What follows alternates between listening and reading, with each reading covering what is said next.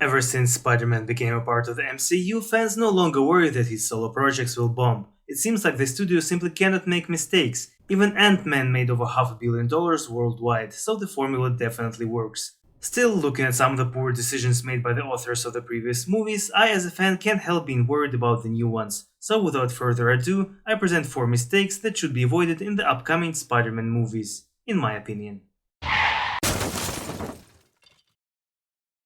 Number 1. Organic webbing. Thanks to the short but impressive appearance of Peter in the Captain America Civil War movie, we know for a fact that webbing in the MCU is his own invention. Still, I'd like to briefly cover this topic. When the first Sam Raimi movie came out, I was a young geek and knew nothing about all the complaints from the Spider-Man fanbase because of the studio's decision to give Peter organic webbing. And when I heard about it, I couldn't understand the reason behind so much negativity, but I do now. For Spider-Man, the webbing has always been so much more than just a weapon. It was an important aspect of the character. The fact that Peter at the age of 15 has created such a sophisticated piece of tech makes him stand out among other heroes.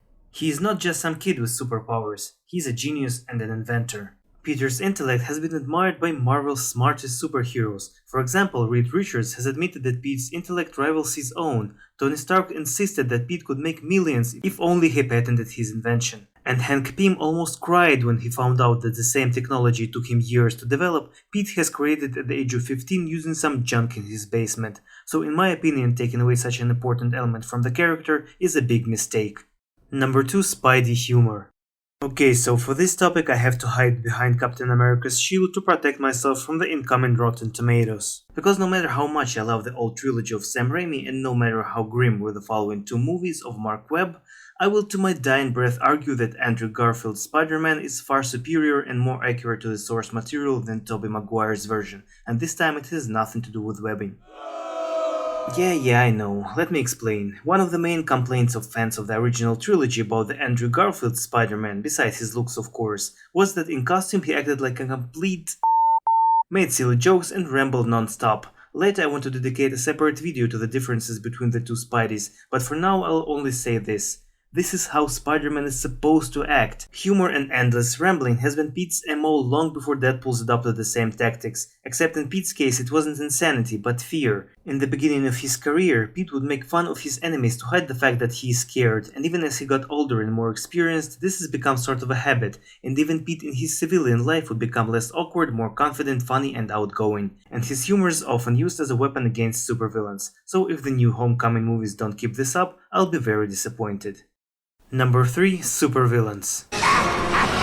Listen, I love the Green Goblin, I honestly do. Nothing makes me happier than watching him drop yet another love interest off a bridge. And I know he's supposed to be the Joker to Spider-Man's Batman, but come on already. Spider-Man has the richest, most badass rogues gallery there is. We've got bad guys like Mysterio, Scorpion, Shocker, Foeman, Dr. Slipper, Kraven the Hunter, and I'm convinced that any one of them, including the ones I just made up, would look great on the big screen. Not to mention Wilson Fisk, who we know exists in this universe thanks to Netflix's TV show Daredevil. What a legendary battle that would be. Instead we get the Green Power Ranger or his son with a kidney disease. And for God's sake, Marvel, if you're going to introduce Venom, either do this or don't try at all. Number 4. Uncle Ben's Killer. I can forgive the original trilogy for pretty much any sins. Yes, even that.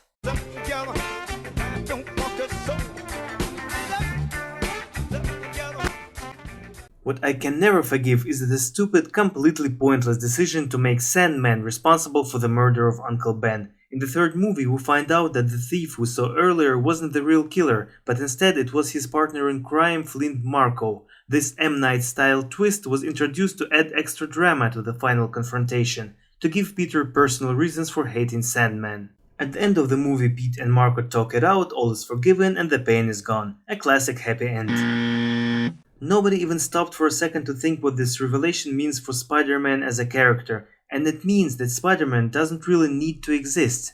Allow me to elaborate. So everybody knows the story from the original comics. Peter lets a criminal go, the criminal kills his uncle. That's when Peter learns his life's greatest lesson. With great power, there must also come great responsibility. This moment is considered to be the birth of Spider-Man. Uncle Ben died because Peter failed to act, It cannot be fixed, undone, or blamed on somebody else. It's a burden that Pete has to carry throughout his whole life, for over 50 years now. In comics, to this day, whenever Peter faces a moral dilemma or is exhausted, it is that lesson that helps him make the right choice and to keep fighting. Uncle Ben's death, guilt, and responsibility have made Peter the hero that he is today. It is the only reason he exists.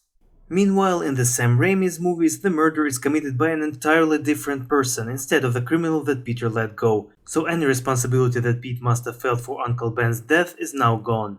So I guess there is no lesson here, no mistakes, no responsibility for our actions. Instead we get, with great power there must also come great responsibility, but not necessarily. Also, the movie could get a happy ending. In conclusion, I'd like to say that all these movies are movies of my childhood and I love them dearly, and all this criticism is nothing but nitpicking from an old loyal fan, so don't take it seriously. But if you don't agree with some of the arguments that I've made in the video, or you have your own complaints about the plot of the movies, share them in the comment section, and don't forget to like and subscribe for more videos about your favorite characters. This was Sam for Fat Geek Production. Peace.